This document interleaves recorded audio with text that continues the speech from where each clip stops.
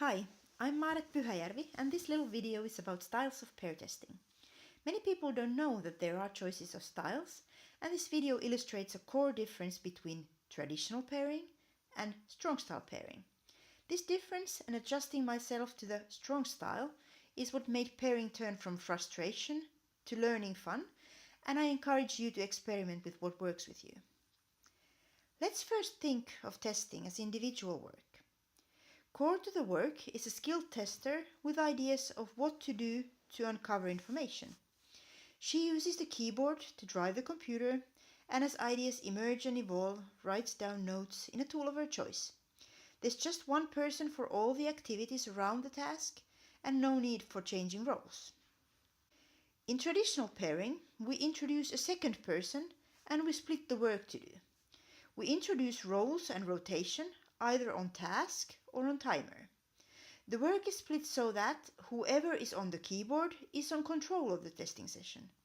The one on the keyboard has the ideas and focuses on tactical implementation of those, whereas the other one thinks more strategically and makes notes.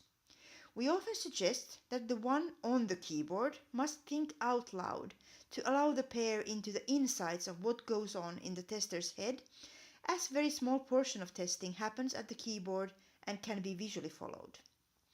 The problem with this style of pairing is that the one without the keyboard is continuously decoding what she's observing from the other's testing, building assumptions. It's hard to see what exactly is going on, and this easily creates a bit of a disconnect in the pair. In strong style pairing, we split the work differently. The one who is not on the keyboard is now the one with the idea and must vocalize the idea for the one on the keyboard. The one on the keyboard asks for clarifications and can challenge the direction, suggest ideas and ask questions. However, decision power is on the one without the keyboard. Notes are also taken on the same computer, representing ideas, and initiated by the one who is not on the keyboard, making them a shared representation of the idea. The benefit of this style of pairing is that the one without the keyboard must vocalize all their ideas, and thus this style creates a stronger connection in the pair. Speaking about what you want to happen is a skill of its own, and it takes a bit of practice to get used to. Strong style pairing is really best thought of through a quote from Llewellyn Falco. For an idea to go from your head into the computer, it must go through someone else's hands.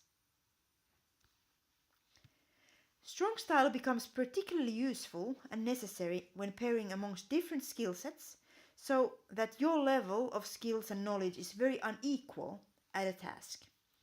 The difference could come from having product and domain expertise, while the other one would usually test another product.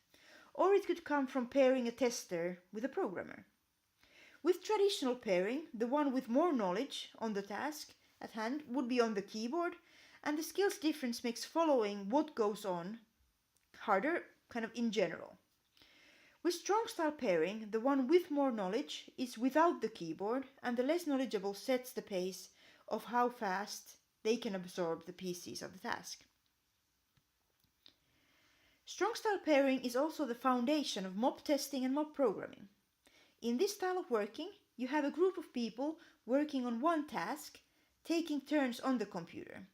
Ideas come from the crowd. This is about getting the best out of the group into the work we do. Everyone takes turns at the keyboard, and if you'd have someone unequal at task, the mob helps out navigating at an appropriate level of abstraction. There's a lot more on the dynamics of pairing and mobbing. Check out the mob programming guidebook I'm writing with Llewellyn Falco. It's available on Leanpub. And please get in touch. You find me on Twitter, and I'd love to connect professionally on LinkedIn.